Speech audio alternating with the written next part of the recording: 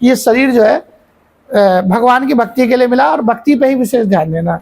हमारा भाव ये कहता है अपने शरीर जी की सेवा कभी नहीं छोड़नी चाहिए, खूब लाड प्यार से सेवा करनी चाहिए और खूब मन से सेवा करनी चाहिए। शास्त्र भी यहीं तक है, भगवान ने इसीलिए कहा गीता जी में कि जो मेरा भक्त है वेदातीत हो जाता है। वेदातीत का मतलब शास्त्र मर्यादा से भी ऊपर चला जाता है। वो क्यों उड़ जाता है? क्योंकि उसकी प्रभु में अनन्य प्रीति हो जाती है। अब जब अनन्य प्रीति हो गई ना, तो अब उसको ये समझ नहीं रहता है क्या सही क्या गलत है। अब उसको ये समझ नहीं है कि सही क्या और गलत क्या है।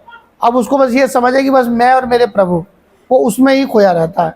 अब जब उसमें खोया रहेगा तो अब उसको पता ही नहीं है, और कोई समझाएगा भी तो कुछ समझ में भी नहीं आएगा।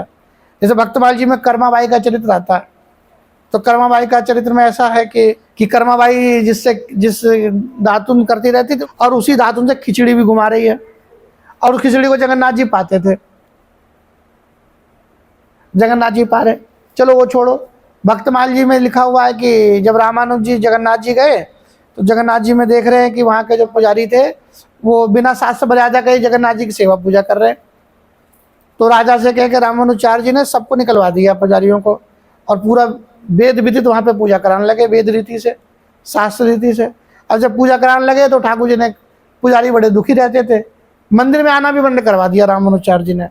अब पुजारी दुखी घर में बैठ के अपना भगवान का ध्यान करते, बोलते प्रभु हमें तो आपके बिना अच्छा नहीं लगता। तो जगन्नाथ जी रामानुचार्य जी से अपने पुजारियों का पक्ष लेके कह रहे हैं कि माफ़ कर दो, कोई बात नहीं, मेरे भक्त है, कर लें दो, जैसे तैसे मेरी पूजा तो कर रहे थे, कर लें दो। तो बोले कि ये आप ही ने इन सब की आदत खराब कर रखी है। तो जगन्नाथ जी बोले देखो हम तो आपसे कह ही सकते हैं, बाकी आपको जैसा ठीक लगे। बोले नहीं नहीं, शास्त्र मर्यादा से सब चलेगा। बोले ठीक है। अब एक दिन वो सारे के सारे सो रहे थे, रामानुचार्य उनके शिष्य, जगन्नाथ जी ने गरुड़ जी को बुलाया, जगन्नाथपुरी से जगन्नाथ मतलब साउथ में, बोले छोड़ जाओ सबको, ये लोग रात में यहाँ सोए, सुबह उठे तो देख रहे हैं कि हम सब रंगनाथ में हैं। बड़े प्रसन्न हुए रामानुचार्य जी, बोले प्रभु की कितनी प्रीति है अपने जनों पे, अपने भक्तों से कितना प्रेम प्रभु करते हैं। तो प्रभु का स्वभाव अलग है, प्रभु का। फिर कर्माबाई का ऐसा भी चरित्र है, भक्तमाल जी में जो पढ़ा, वो ठाकुर जी को ना बिना स्नान किए ही, मतलब उनको होश तो पवित्र रहती थी, पर बिना स्नान किए ही वो ठाकुर जी के लिए खिचड़ी बनाते थे। तो ठाकुर जी ना उनको बोलते थे जल्दी कर्मा जल्दी कर्मा, मतलब जल्दी कर्मा। तो जल्दी कर्मा कर करके उनका नाम ही कर्माबाई हो गया। ये उनकी कथा है कर्माबाई के। तो जगन्नाथ जी बिना स्नान किए जगन्नाथ जी की रसोई बनाते थे, उनको पता ही नहीं था।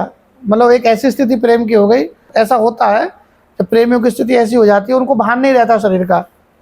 अभी अपने रसिक अन्यमाल में एक चरित्र है, लाल स्वामी नाम था उनका।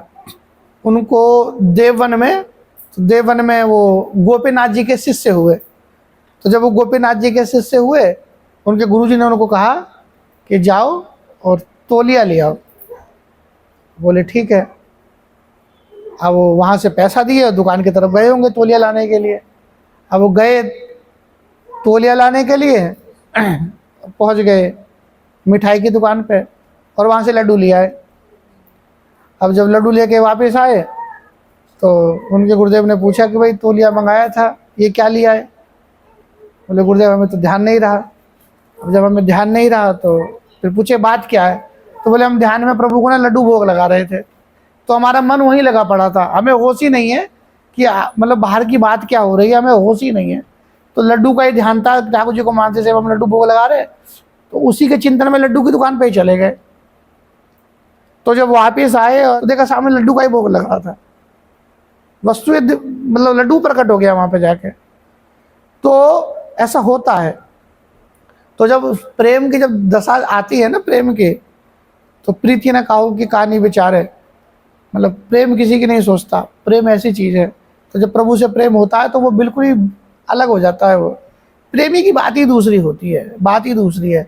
यहाँ तो ऐसे कितने ऐसे प्रसंग हैं। तो कर्माबाई को देखो, जब कर्माबाई खिचड़ी बनाती थी तो एक दिन कुछ भक्त लोग कर्मा जी के यहाँ, तो बोले कि आप ये क्या कर रहे हो? तो बोले कि हम मतलब ठाकुर जी के लिए खिचड़ी बनाते हैं, ठाकुर जी आते हैं पाते हैं। तो बोले कि इसी दशा में? बोले हाँ। बोले गलत बात है, स्नान ध्यान करके फिर पवित्र होकर फिर खिचड़ी बनाया करो। बोले ठीक है। अब जो स्नान जो समय जो था आधे घंटे का, वो स्नान ध्यान में चला जाता था, स्नान आदि करके। अब स्नान आदि करके जब खिचड़ी बनाती थी तब तक प्रभु के आरती का समय हो जाता था। तो अब जैसे ही खिचड़ी निकाली थाली में पाने के लिए, उधर घंटा बज गया। अब जैसे ही घंटा बजा तो क्या कुछ एक आदमी वाला पा पाए होंगे, इतने में पहुँच गए। अब जैसे ही पहुँचे तो पुजारियों ने मतलब पर्दा हटाया तो देखा भगवान के मुंह में खिचड़ी लगी पड़ी है। तो वो वहाँ के पुजारियों ने पूछा कि क्या हुआ प्रभु? तो बोले कि क्या हुआ? कुछ पुजारी वहाँ भक्त जाके उनको बोली आए, और तब से क्या है वो इसी चक्कर में वो लेट हो जाती हैं बनाने में, और हम भूखे ही रह गए।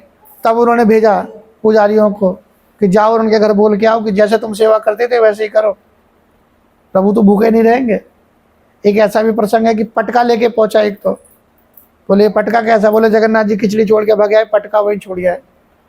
बोले पटका ले लो उनका, देखा तो पटका अंदर से गायब था जगन्नाथ जी का। तो ये प्रेमियों की बात है।